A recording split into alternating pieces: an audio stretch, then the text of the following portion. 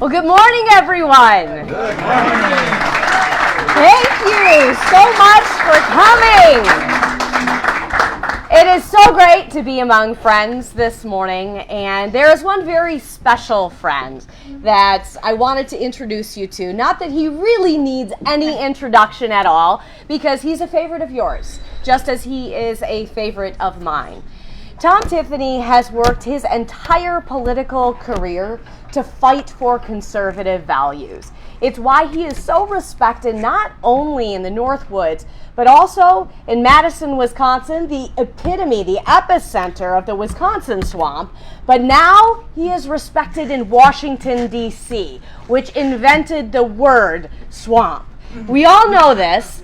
And we all know that we sent Tom Tiffany there to fight for all of us. Our values, our hopes, our dreams, our constitutional liberties, our rights.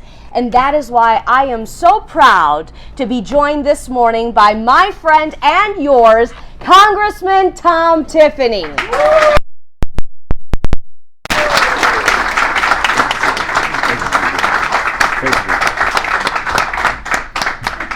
Good morning, everyone. Good morning. What better place to start your week out than Bull Falls Brewery, right? What better place to start the week out than right here? Oh, it's just so terrific to be here, and I just wanted to share some comments here today, and I want to thank Rebecca and her whole crew for making it up here to Wausau today, which has always been a regular stop for you folks, making it through north central Wisconsin, and we really appreciate it.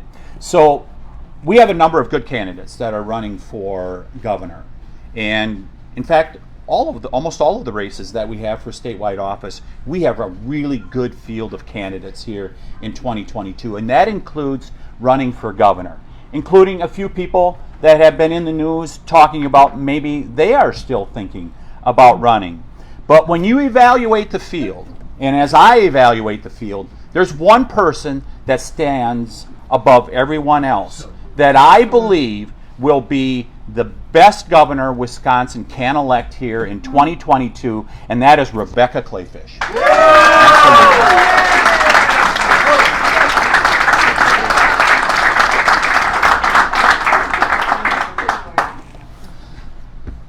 She's confident, intelligent, she works like no one else.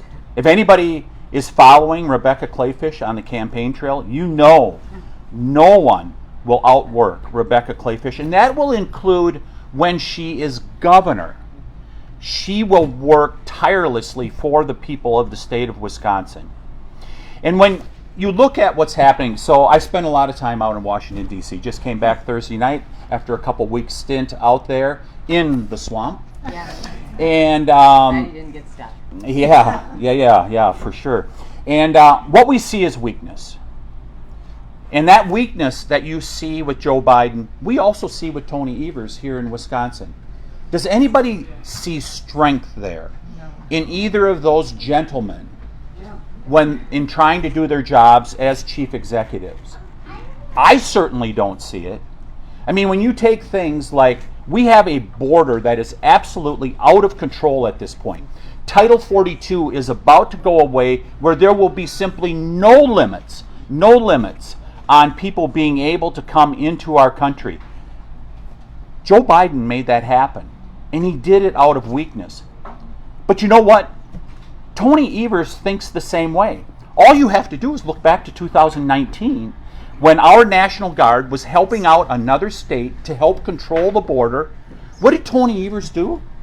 He said, no, we're not going to go help another state down on the southern border. He pulled our National Guard troops back. Joe Biden and Tony Evers think alike.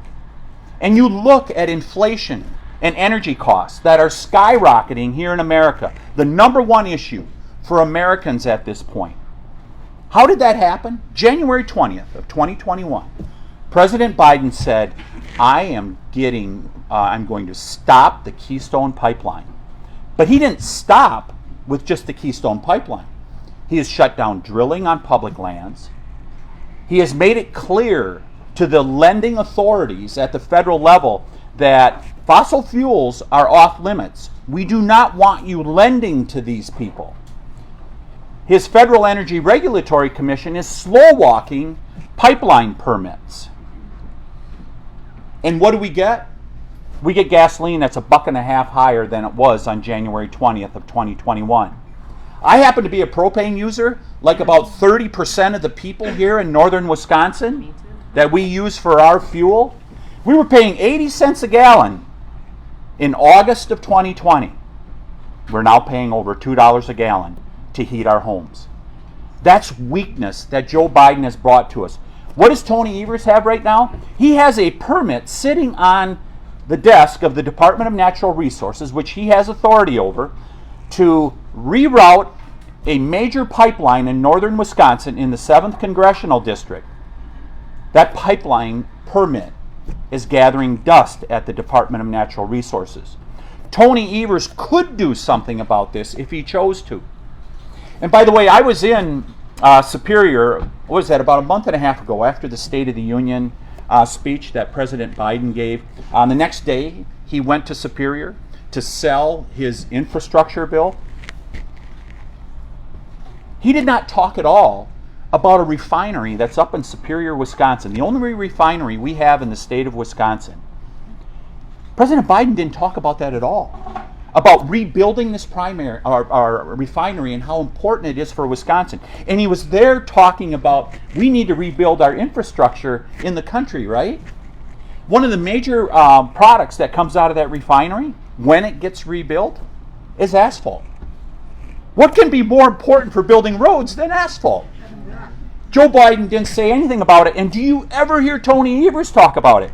This refinery is important to the people of the state of Wisconsin, up in Superior, Wisconsin. Jobs, huge investment, and the asphalt and the products like propane that come out of it. You never hear them talk about it.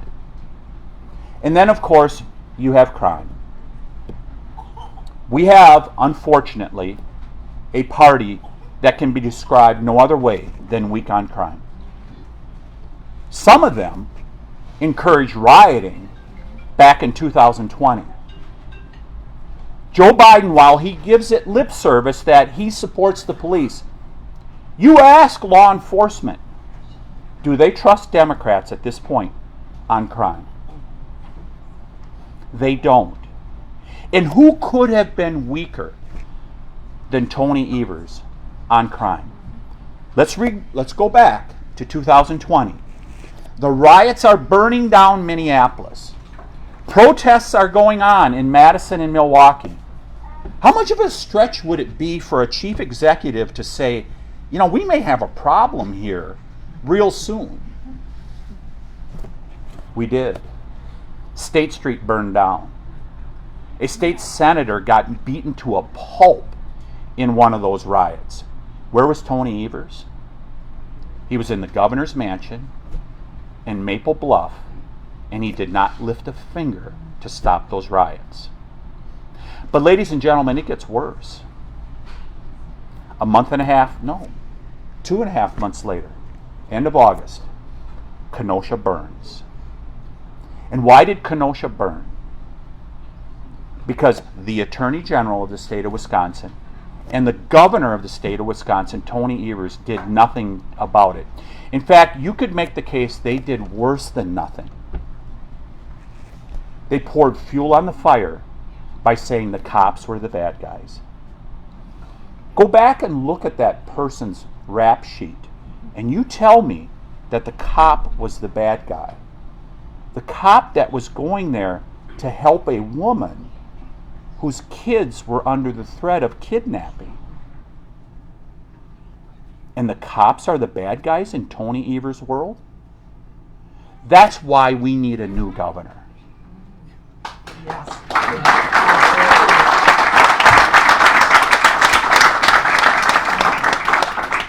So if I can take just a couple more minutes. Please.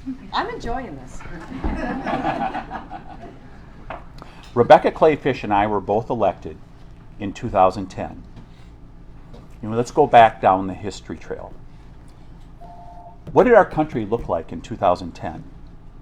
Jim Doyle was finishing up his second term as governor. We had a $3 billion deficit, unconscionable for the state of Wisconsin, where people like you folks out there, you balance your checkbook every month. We had unemployment at that point was nearly 10%. We came in with new majorities in the legislature, a new governor, a new lieutenant governor, and we said, we've got to make changes if we're going to make Wisconsin the great state that it is and can be, a state that had been diminished.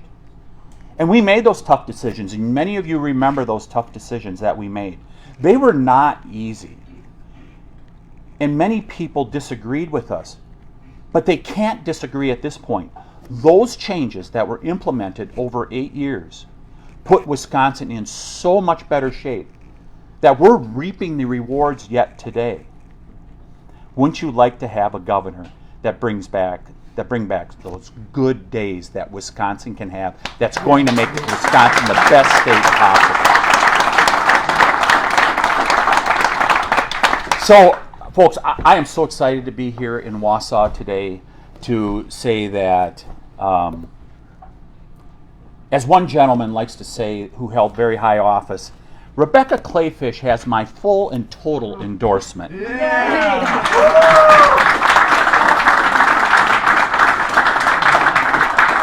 With that, the next governor of the state of Wisconsin, Rebecca Kleefisch.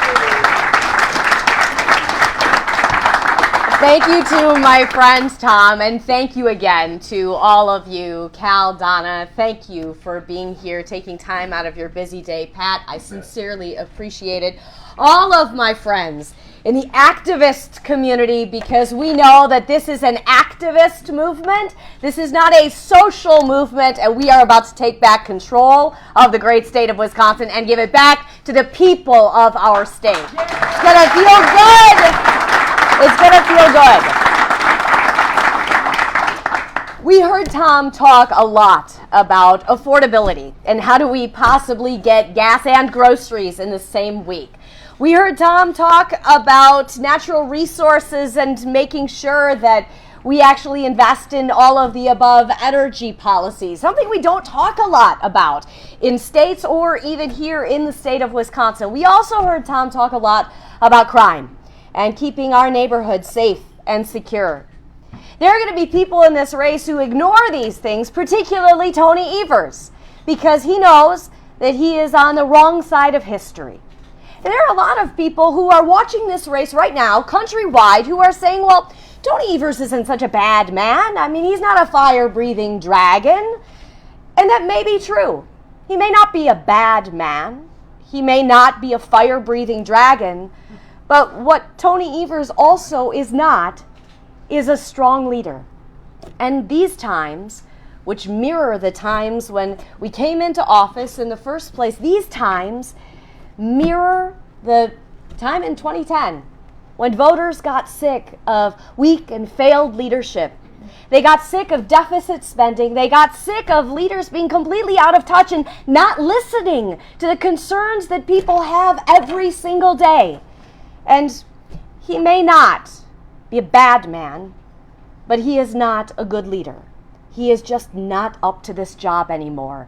And this fall, it is time to make a change. It is time to retire Tony Evers. It is time for strong and decisive leadership. And that is why I am running for governor.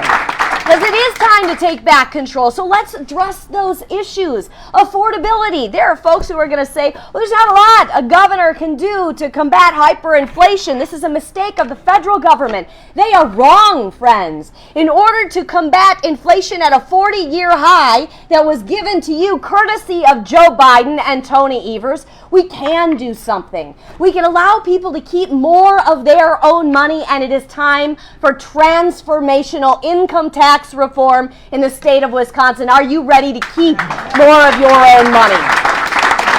And you've got to be able to keep it.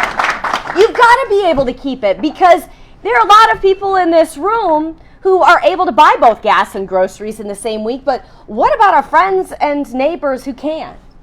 What about our friends and neighbors who are on fixed incomes, who are dealing with gas and grocery bills, but on top of that, as Tom mentioned, their propane bill. We're on a propane tank too. If you live rurally, you know that's our life in the state of Wisconsin. There are people in this state, almost all of them in your district, Tom, who live social distancing. Have you noticed Anthony Fauci making his reappearance?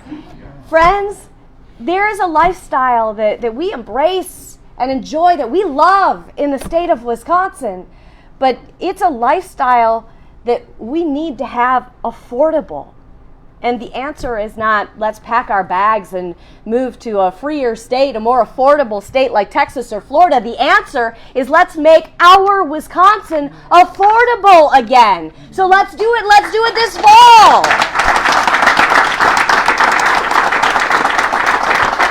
We also need to continue to make smart decisions with our budget. And Tony Evers is going to go around this state and he's going to try and own the tax reform that these guys all passed. And you're welcome. It's terrific tax reform, but do not let Tony Evers own that.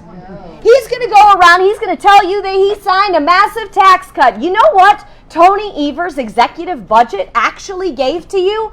$billion tax increases. As your governor, we will do transformational tax reform. We'll go in the complete opposite direction that Tony Evers tried to take this state in. Friends, his budget was about this thick. The one that eventually passed and he signed was about this thick. But I'll tell you what that one, the executive budget included, was also a gas tax increase. How many of you are sick to death of paying $4 a gallon when you go to the pump to fill up? It's wrong. But Tony Evers wanted you to pay even more. Tony Evers wanted to index the gas tax to inflation, which is at a 40-year high. Do you guys know that you would be paying 36% more today for gas than you are actually at the pump, which we all believe to be unaffordable from the get-go? This is Tony Evers' vision for this state, and it's out of touch. And it's not only about gasoline, it's not only about propane, it is also about the future of energy in our state. You guys heard about his Green New Deal task force, so he can kind of pander to his pals in Washington, D.C. and the far left fringes of his political party here at home. But what you may not have realized is in that plan, he also includes that we shouldn't even repair infrastructure that deals with fossil fuels. How many of us deal with fossil fuel energy on an everyday basis? How many of us can't afford to make the switch instantly in the middle of this 40-year inflation high? How many of us simply want a governor who listens when it comes to energy prices?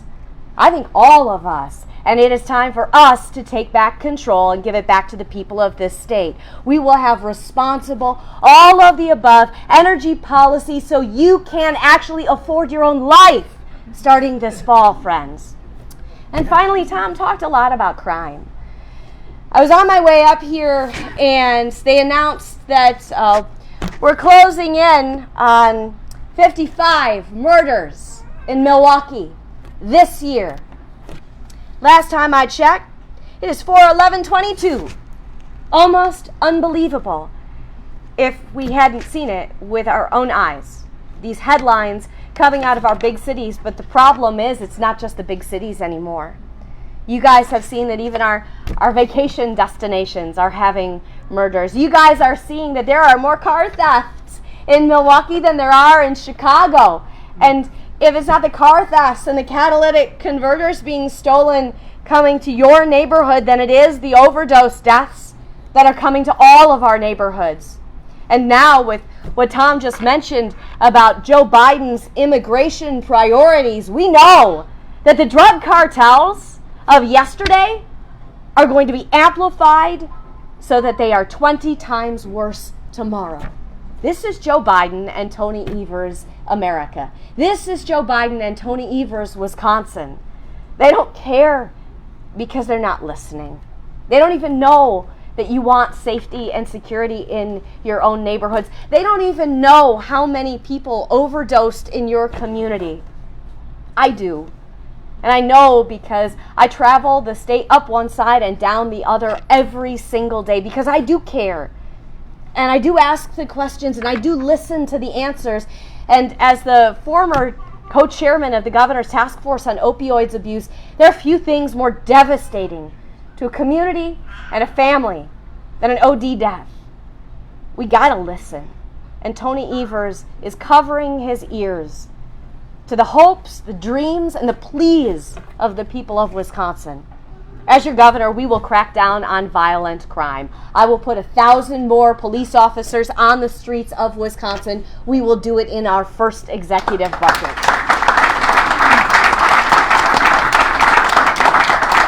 And you all know that because of the rhetoric coming out of the Evers administration, there are a lot of police officers and sheriff's deputies who are just walking away from the profession. They're retiring now. And as they retire, there are too few recruits who are actually going through school in order to take their jobs. We need to completely change how we treat law enforcement in the state, and it is time for a governor to actually back the badge. We must celebrate, we must respect, and we must stand with those who stand for us on the thin blue line. We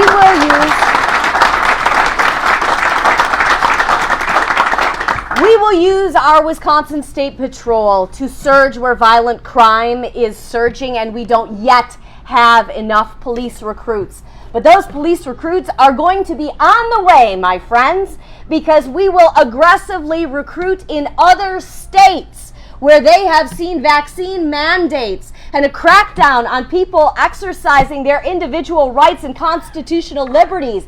And we will ask those people to come to Wisconsin and take our outstanding jobs, particularly when it comes to keeping our communities safe and secure. We need to reach out to those brave men and women who were told they were no longer wanted in law enforcement in states along the West Coast, states along the East Coast, and let's throw down the welcome mat here in the great state of Wisconsin, and let's make sure they take our great Wisconsin jobs in law enforcement, and let's do it starting in January.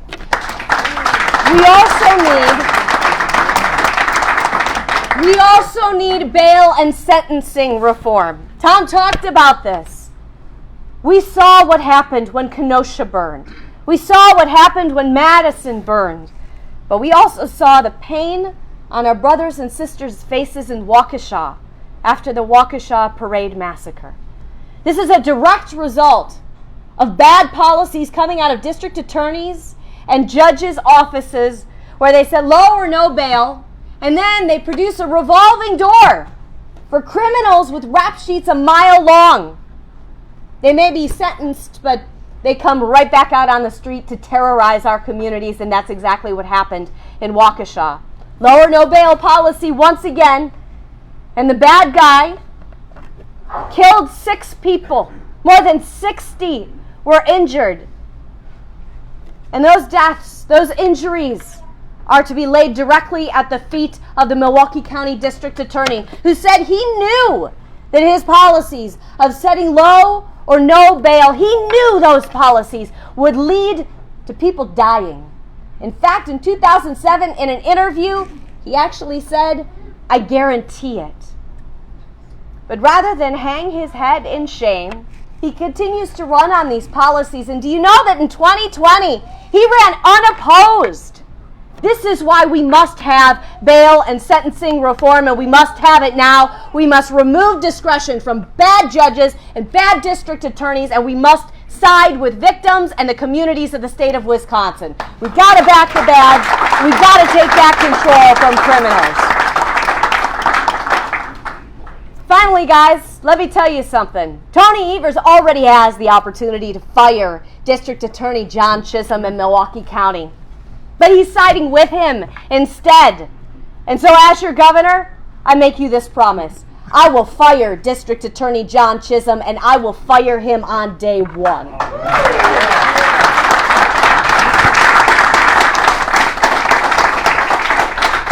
But we're all celebrating as a Wisconsin conservative family today because last week we had a lot of victories, right?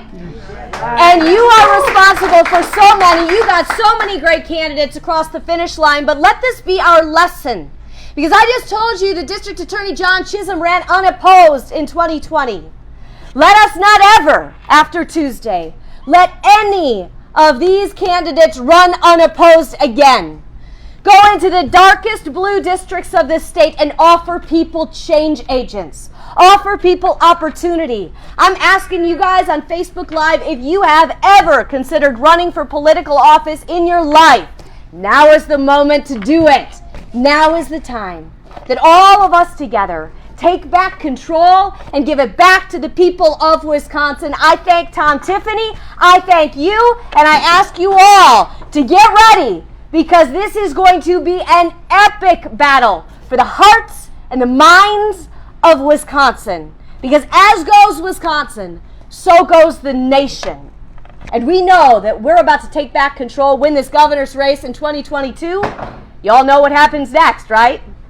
In 2024, we will deliver Wisconsin's 10 electoral votes for the next Republican nominee for president. Let's go! Thank you all so much. Thank you. With that, happy to take any of your questions.